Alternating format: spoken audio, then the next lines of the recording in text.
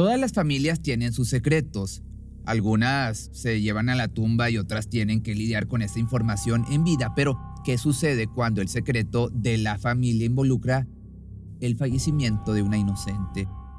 En los últimos años se dieron a conocer algunos casos relacionados con la desaparición de infantes que llegaron a helarnos completamente la sangre, pero posiblemente ninguno sea tan perturbador como el que te voy a contar en el video de hoy.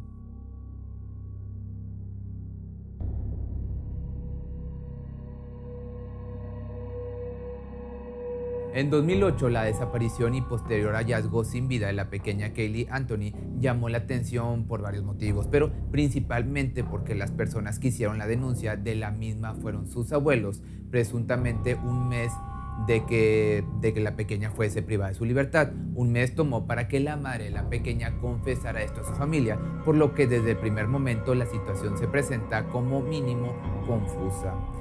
Este caso llevó a todo un país a considerar a Casey Anthony, la madre de la pequeña, como la peor madre de Estados Unidos. ¿Qué sucedió con Kaylee? ¿Fue privada de su libertad? ¿Pasó algo más? Y principalmente, ¿por qué su madre tardó más de un mes en confesar lo que había hecho? Este caso tiene como punto de partida el 15 de julio del año 2008, cuando Cindy Anthony llamó al 911 para reportar que su nieta llevaba 31 días desaparecida. 911, what's your emergency? I called a little bit ago. The deputy sheriff said I found out my granddaughter has been taken. She has been missing for a month. Her mother finally admitted that she's been missing. She just admitted to me that she's been trying to find her herself. Okay, what is here now? We're talking about a 3-year-old little girl. I need to find her. Esta llamada se dio alrededor de las 9:41 de la noche del 15 de julio, pero no fue la única.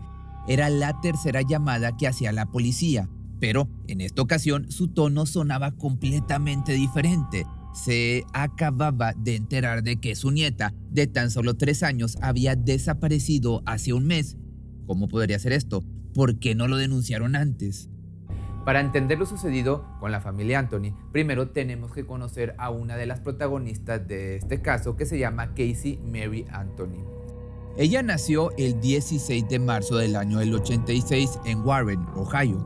Es hija de Cindy Anthony, una enfermera de cuidados paliativos, y Josh Anthony, un policía. El matrimonio tenía además otro hijo, Lee, 4 años mayor que Casey. En algún momento de su infancia, la familia se mudó a Orlando, Florida. Ella siempre fue una niña con mucha energía y mucha inteligencia. Ambas cosas la identificaban en sus años escolares, pero en la adolescencia comenzó a desarrollar un patrón de mentiras que la acompañaría durante toda su vida. Solía mentir por cosas que iban desde lo más insignificante hasta cosas bastante delicadas que rodeaban a su familia. No importaba el motivo, simplemente lo hacía. Con el paso del tiempo comenzó a aislarse de sus padres y su relación se volvió mucho más aislada. Ambos tenían trabajos demandantes, me refiero a los padres, por lo que la joven podía guardar secretos y dejar de contarles cosas y ellos ni se daban cuenta. A pesar de que todavía vivía bajo el mismo techo, Casey los trataba como desconocidos. Sus padres no sabían quiénes eran sus amigos o con quién pasaba tiempo su hija, incluso su hermano tampoco se enteraba de nada. Quizás por este motivo es que detestaba sentirse sola. Era una de esas adolescentes que nunca estaba soltera, siempre estaba en pareja o saliendo con alguien, ya que eso la hacía sentir más acompañada. Casey nunca terminó sus estudios. Ese año decidió abandonar la escuela y comenzó a trabajar como camarera en el restaurante Hard Rock Café. El segundo punto importante de esta historia se dio en el año 2005, mientras estaba trabajando y llevando una vida que parecía disfrutar. Aquí conoció a Jesse, un joven del cual se enamoró y comenzó una relación. Tenía 19 años cuando se enteró de que estaba embarazada y lo mantuvo oculto de toda su familia por casi toda la gestación. Ese año, cuando recibió esta noticia, solamente le contó a una amiga. Nadie más lo sabía, ni siquiera su novio. A su amiga le dijo que no lo quería tener. Su intención no sería interrumpir el embarazo, pero sí darlo en adopción apenas naciera, ya que no quería abandonar su estilo de vida, su trabajo ni nada de lo que había logrado hasta ese momento. Algo que le ayudaba a ocultar esto era su contextura corporal. Al ser bastante pequeña, no fue difícil ocultar la barriga abultada, aunque casi llegados los 7 meses de gestación, esto se volvió imposible, por lo que tuvo que decírselo a sus padres. Ellos habían notado que Casey se estaba dejando su aspecto físico, que no se cuidaba, ya que usaba ropa grande y ya no se maquillaba. También notaron un aumento de peso, pero decidieron no decir nada. Además, ellos estaban pasando por sus propios momentos delicados. Se estaban separando y no querían decirle nada a sus hijos hasta que todo estuviese hablado en un acuerdo. Por otra parte, Josh había perdido su trabajo y su buen sueldo por tener deudas de juego, que Cindy no lo sabía, y cuando se enteró estalló en furia. Estuvieron entonces separados durante 8 meses y en esos 8 meses una nueva vida se desarrollaba dentro de Casey. Cuando se enteraron, no estuvieron de acuerdo con la idea de darlo en adopción y la obligaron a tener al bebé y hacerse responsable. Así que el 9 de agosto del año 2005 nació su hija, a quien llamó Kaylee Mary Anthony. Cuando la niña llegó al mundo, poco se sabía de sus orígenes. Nadie sabía quién era el padre, por ejemplo, y si bien Casey decía que era de su novio, las matemáticas no acompañaban la gestación y los meses de relación no van acorde al nacimiento con la bebé. También, en algún momento les dijo a sus padres que en realidad el padre había tenido un accidente de auto donde falleció, y esa es toda la información que le daría a su familia. Esta llegada también significó una nueva esperanza para el matrimonio de Cindy y Josh, ya que meses después de su nacimiento, ellos decidieron darle una segunda oportunidad al matrimonio. Al fin, las cuestiones intrafamiliares parecían reacomodarse y devolverle la tranquilidad que tanto anhelaban. El novio de Casey le propuso entonces matrimonio en la noche de Año Nuevo, por lo que en el año 2006 comenzaría con una nueva perspectiva. Estaba a punto de casarse y a comenzar a formar su propia familia. Esto la emocionaba, estaba enamorada y la pregunta sobre si era él el padre de la niña o no quedaría en pausa, al menos por el momento. En los siguientes años, Casey volvió al trabajo con normalidad y siempre mencionaba que había encontrado a una niñera que cuidara a Kelly mientras ella cumplía con sus responsabilidades. Esta mujer se llamaba Zenaida Fernández González, pero cariñosamente ella la llamaba Sani. Pero, ¿de dónde había salido esta Sani? Bueno, según Casey, esa mujer era la exnovia de uno de sus compañeros de trabajo y este mismo compañero le pagaba a Sani para que cuidara tanto a su hijo como a Kaylee. En un principio esto sonaba raro para la familia, porque ¿cuál sería el motivo por el que un hombre pagaría para que cuiden a una niña que no es suya? Al fin y al cabo, si la niña estaba bien, no cuestionaron demasiado la situación. Entonces pasaron algunos meses más y en el año 2006 la pregunta sobre la paternidad de Jesse volvió a resurgir. Para sacarse todas las dudas, decidieron llevar a cabo un test de ADN, el cual finalmente confirmó que no era el padre de Kaylee. De igual forma, la vida parecía ir en perfectas condiciones para toda la familia hasta el Día del Padre del año 2008, el último día que toda la familia estuvo en paz y unida. Ese 15 de junio, Cindy decidió ir a visitar a su propio padre y llevar a Kaylee con ella para que conociera a su bisnieta. El día pasó con mucha tranquilidad y en la noche tanto Cindy como Casey se encargaron juntas de acostar a la bebé, o al menos esto es lo que cuenta la mujer. Según la narrativa de Casey, ese día hubo una discusión grave que dejó los ánimos muy caldeados en la casa. Al día siguiente, Cindy se fue a trabajar temprano en la mañana. Josh, por su parte, preparó el desayuno para su hija y su nieta, quienes después se fueron ya que la joven tenía un viaje laboral hacia Tampa, Florida. Aparentemente, Casey se había ido con la idea de no regresar después del conflicto que se había desatado el día anterior. Esa fue la última vez que la pequeña Kaylee fue vista con vida.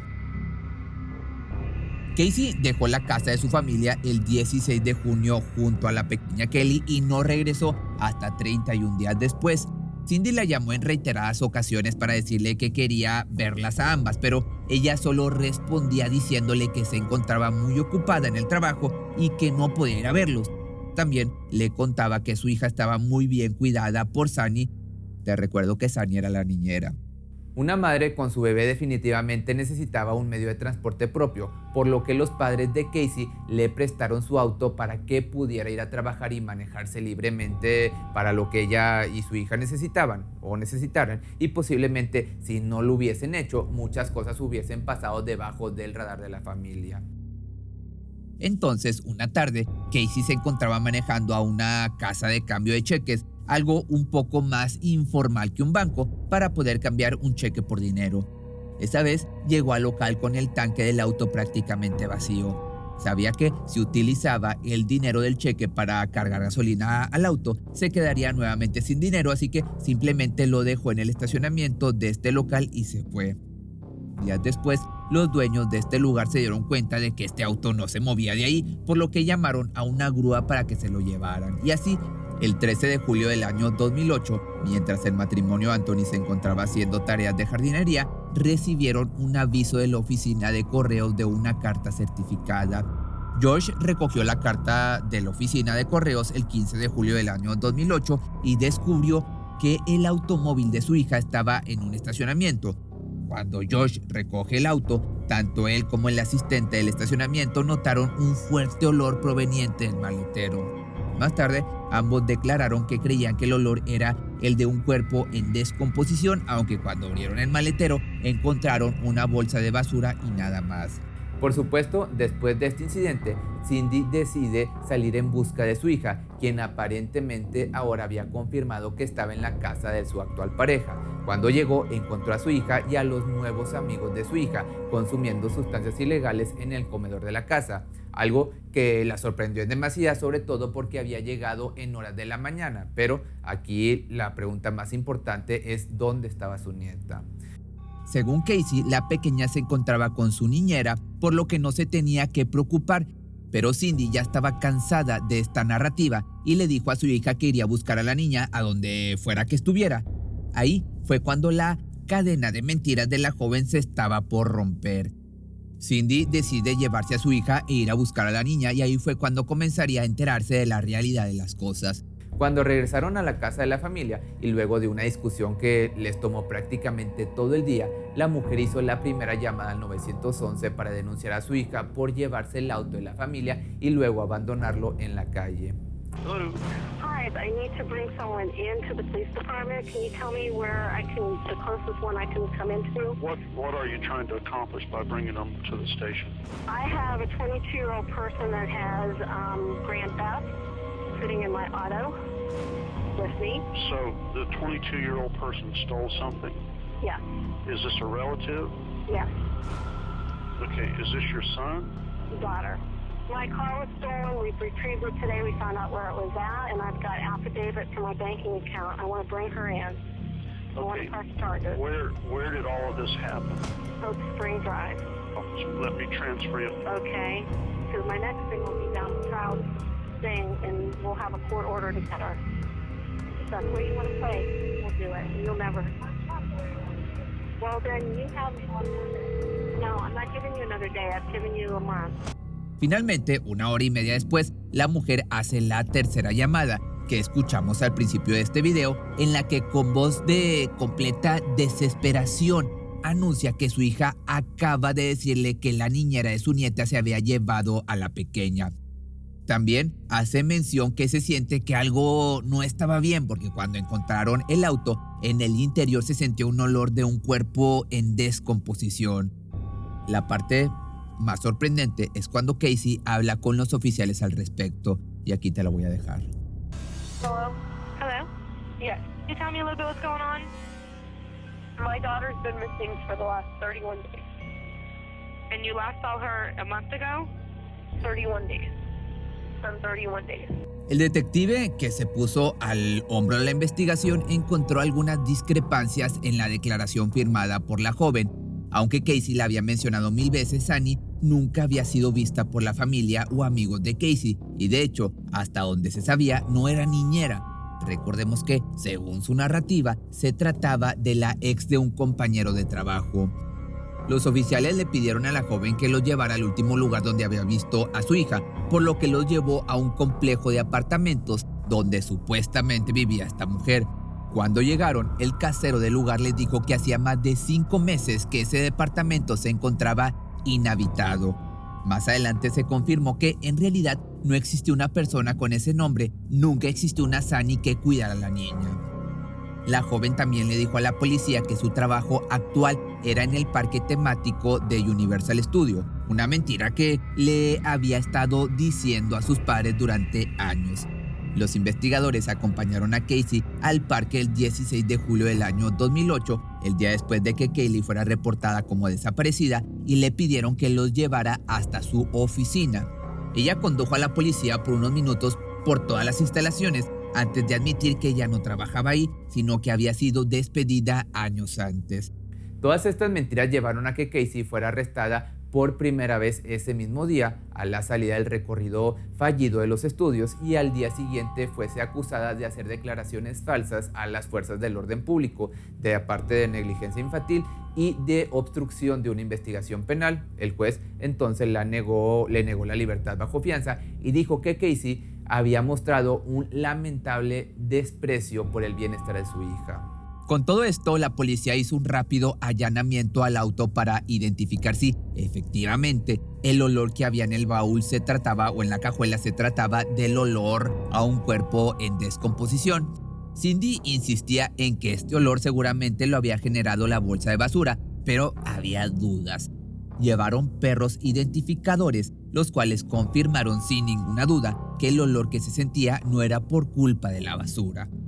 Y, además, mientras hacían la investigación, encontraron pequeñas manchas que, si las unían, tenían el tamaño de un inocente pequeño, un infante.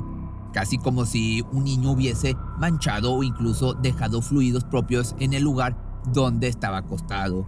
Cada paso que daba la investigación se volvía más extraño todo. Entonces, tiempo después, y gracias a los análisis que se llevaron a cabo en el tapizado, descubrieron que esas manchas se debían a la descomposición de un cuerpo, restos de cloroformo, y también había cabello en el mismo lugar. El mismo fue testeado y el resultado dio que ese cabello podía ser de Cindy, Casey o de Kaylee. Con un simple análisis se dieron cuenta de que se trataba del pelo largo, más largo que el de Casey, y virgen, es decir, sin ningún tratamiento capilar, a diferencia del de Cindy, por lo que esto estaba más que claro, la respuesta estaba más que clara. A fines del año 2008, un hombre que se hallaba trabajando cerca de la casa de los Anthony dio aviso a la policía sobre un objeto sospechoso encontrado en un área boscosa. De lejos parecía ser un cráneo, pero no se quiso acercar, así que lo tocó con un palo a la distancia y ahí confirmó sus sospechas. Buscaron y encontraron algunos restos de un inocente en una bolsa de basura. El cráneo tenía un pedazo de cinta adhesiva. Los equipos de investigación recuperaron esa cinta que colgaba del cabello adherido al cráneo y algunos tejidos que quedaban en el cráneo. En una bolsa cercana al cuerpo habían encontrado también una manta con un personaje de Winnie the Pooh.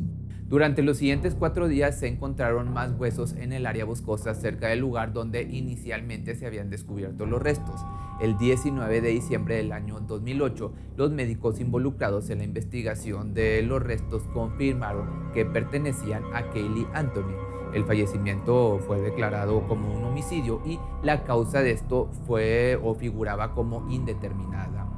Y para terminar de confirmar que los restos pertenecían a la niña, la policía mencionó que la habitación de Kaylee tenía todas las decoraciones y hasta las sábanas del mismo personaje animado de Winnie the Pooh, y dentro de la casa también se encontraron bolsas idénticas a las que fueron halladas con los restos. Lamentablemente todo coincidía con la pequeña. Y esta información solo daba por sentada una sola cosa: la persona que acabó con la vida de Kaylee no era un desconocido y probablemente tenía acceso a la casa de su familia. Casey fue acusada de haberle quitado la vida en primer grado, pero ella se declaró inocente. Qué raro. La información brindada por los investigadores y los testimonios en el juicio variaron en algunos casos. En especial, se debatió ampliamente sobre si la cinta adhesiva que se encontró con el cuerpo estaba en la frente del cráneo o si estaba en la parte trasera. El juicio tuvo una duración de 6 semanas, de mayo a julio del año 2011. La fiscalía solicitó que la condena de Casey sea la pena de muerte y para justificar la solicitud mencionaron que la mujer deseaba liberarse de las responsabilidades parentales y que acabó con la vida de su hija al administrarle cloroformo y taparle la boca con la cinta adhesiva previamente mencionada.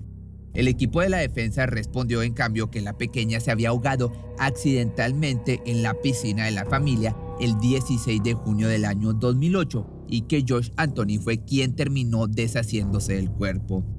También intentaron justificar las actitudes de la joven, incluyendo las mentiras, basándose en que ella había recibido una educación disfuncional que, según ellos, incluyó abuso íntimo por parte de su padre.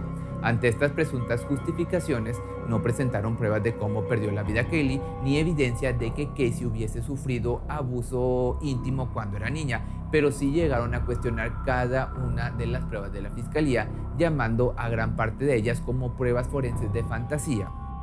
Que por otra parte, la presunta culpable decidió no testificar. El juicio parecía estar ganado, pero el 5 de julio del año 2011, el veredicto final sorprendió, alarmó y aparte indignó al público y a la fiscalía. El jurado encontró a Casey no culpable de asesinato en primer grado, abuso infantil agravado y homicidio agravado de un infante, pero la declararon culpable de 4 cargos de delito menor y de proporcionar información falsa a un oficial de la ley. La condena por estas acciones era de 1 año en prisión y $1,000 de multa, pero Casey ya había pasado 3 años encerrada y eso le dio créditos. Y como si eso no fuera todavía más ridículo, le dieron créditos adicionales por buena conducta, así que finalmente fue liberada el 17 de julio del año 2011. El veredicto entonces de inocencia no fue gratamente recibido y la indignación del público fue inmediata. Los medios hablaron del caso durante semanas, entre ataques y defensas por parte de comentaristas y personas relacionados a lo legal. Algunos se quejaron de que el jurado no entendió el significado de duda razonable, mientras que otros dijeron que la fiscalía no había podido demostrar de manera concluyente cómo había perdido la vida la víctima. Por otra parte, la revista Time llegó a describir el caso como el juicio de redes sociales del siglo. Ahora que sabemos cómo fue el juicio, podemos hablar de las teorías que tenían tanto Cindy como Josh Anthony sobre lo que habría pasado con su nieta.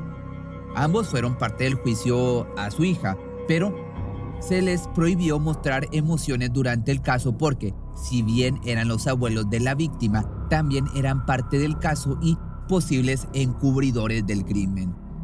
La teoría de Cindy apunta que Kaylee se ahogó en la piscina mientras estaba al cuidado de Casey. Al darse cuenta, ya era demasiado tarde y entró en pánico al no saber qué hacer con el cuerpo. Entonces fue cuando lo envolvió en la manta, la colocó en la bolsa y la llevó al bosque para deshacerse de ella. Esta teoría no explica en absoluto el hallazgo de cloroformo dentro del auto y, si nos ponemos a pensar, tal vez una madre que quisiera a su hija no haría esto, sino que intentaría salvar la vida de la pequeña. Josh, por otra parte, creía que su hija le estaba dando Xanax a la pequeña, una pastilla altamente efectiva como relajante y que ayuda a dormir. Para una pequeña este medicamento no está recomendado en absoluto, ya que incluso una pequeña dosis puede ser contraproducente. Pero Josh consideraba que Sunny, la niñera, podía ser un apodo para el medicamento que le daba a su hija. Entonces la teoría se centró en el hecho de que Kaylee podría haber perdido la vida debido a una sobredosis de Xanax y simplemente la pequeña no volvió a despertar.